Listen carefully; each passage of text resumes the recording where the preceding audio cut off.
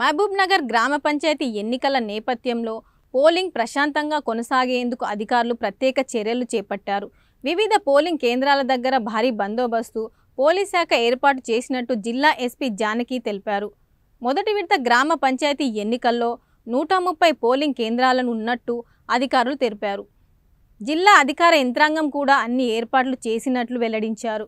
Polling పై మరింత సమాచారం polling కేంద్రం నుండి మా ప్రతినిధి జయాకర్ మరిన్ని వివరాలు అందిస్తారు. మహబూబ్నగర్ జిల్లా వ్యాప్తంగా గ్రామ పంచాయతీ ఎన్నికలు మొదలయ్యాయని చెప్పొచ్చు. ఈరోజు పోలింగ్ ప్రశాంతంగా కొనసాగేందుకు అధికారులు ప్రత్యేక చర్యలు చేపట్టారు.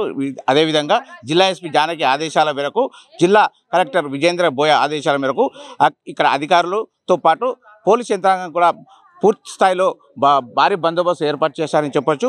మనం ఇక్కడ విజువల్స్లో చూస్తున్నాం, ఇక్కడ ఏర్పాటు చేస్తున్నారని చెప్పొచ్చు. ముఖ్యంగా జిల్లా వైద్య ఆరోగ్య శాఖ అధికారులు కూడా ఇక్కడ వారి విధులు నిర్వహిస్తున్నారు. మొత్తానికి ఉదయం 7 గంటల నుంచి పోలింగ్ ప్రశాంతంగా కొనసాగుతుంది. మనం ఇక్కడ మహబూబ్నగర్ జిల్లా వెంకటాపూర్ గ్రామంలో ఉన్నాము. మొత్తానికి మహబూబ్నగర్ జిల్లా వ్యాప్తంగా పోలింగ్ ప్రశాంతంగా కొనసాగేందుకు అధికారులు అన్ని చర్యలు చేపట్టారని చెప్పొచ్చు. అదేవిధంగా జిల్లా కలెక్టర్ విజేంద్ర బోయ అధికారులను అప్రమత్తం చేసి అన్ని ఏర్పాటు చేశారు. మధ్యాహ్నం 1 గంట వరకు ఈ యొక్క పోలింగ్ కొనసాగుతుందని అధికారులు పేర్కొంటున్నారు. మధ్యాహ్నం 2 గంటల నుంచి సాయంత్రం 5 గంటల వరకు ఫలితాలు వెలువడే అవకాశం ఉందని చెప్తున్నారు. కెమెరా పర్సన్ అనిల్తో జయాకర్, స్టూడియో 18.